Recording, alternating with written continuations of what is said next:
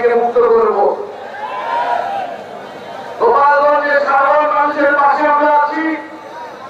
আমরা আহ্বান জানাতে চাই সরকারের কাছে, গোপালগঞ্জের কোনো একজন সাধারণ মানুষকে যাতে হেনস্থা না করা হয়, কিন্তু ফ্যাসিস্ট সন্ত্রাসী প্রত্যেককে ধরে ধরে গ্রেফতার করতে হবে। সংগ্রামী বন্ধুগণ, একমাত্র স্মার্ট সিটি বসুন্ধরা, আধুনিকতায় এক ধাপ এগিয়ে। চারজন মানুষ বিচার বহির্ভূতভাবে গতকাল মারা গিয়েছে। আমরা 5ই আগস্টের পরে বলেছিলাম সন্ত্রাসীদের মানবকে আমরা বিশ্বাস করি, বিচারিক পক্ষে আওয়ামী লীগ ছাত্রলীগকে গ্রেফতার করতে হবে, বিচার না হলে আনতে হবে। কিন্তু আমরা দেখছি গ্রেফতার হচ্ছে না, গ্রেফতার হয়ে কোর্ট থেকে ছাড়া পাচ্ছে, বিচার প্রক্রিয়া যাচ্ছে না। প্রশাসনের বিভিন্ন স্তরে যারা স্বৈরাচারের দোষর রয়েছে এবং দুর্নীতিবাজ কর্মকর্তারা রয়েছে, তাদের প্রতি বলে দিতে চাই, বিচারের দাবিতে আমরা রাজপথে নেমেছি। বিচারের লড়াই না করে আমরা রাজপথ থেকে উঠে যাব না। আর যারা রিফাইন্ড আওয়ামী লীগ বাংলাদেশে প্রতিষ্ঠা করতে চায়, গতকালকে রিফাইন্ড আওয়ামী লীগের রিফাইন্ড মুজিবাদের একটা ভাষণ এই দেশের জনগণ দেখেছে। মুজিববাদী সন্ত্রাসীদের 5ই আগস্ট আমরা পরাস্ত করেছি।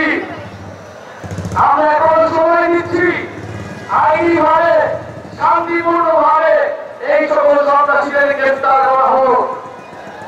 আর না হলে আমরা অবিলম্বে গোপালগঞ্জে মার্চ করব এবং এবার কিন্তু আমরা ফিরে আসার জন্য মার্চ করব না।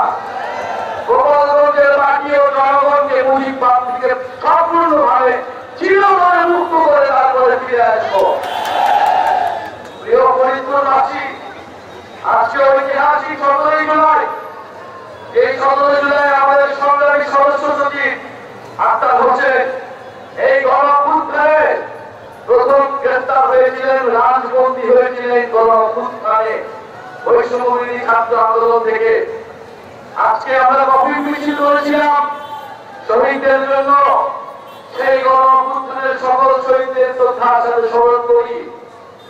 যারা ভেবেছিলেন এই জুলাই পদযাত্রা আক্রমণ করে বাধা দিয়ে সশস্ত্র হামলা করে থামিয়ে দেবে, তারা ভুলে গেছে যারা কাদের সামনে দাঁড়িয়েছে, যারা মৃত্যুর মুখ থেকে বারবার ফিরে এসেছে, ভুলে কিন্তু আপনারা আমাদের বারবার রাষ্ট্রপতি জানিয়েছে, তাদের নেতৃত্বে এই জুলাই পদযাত্রা থামবে না।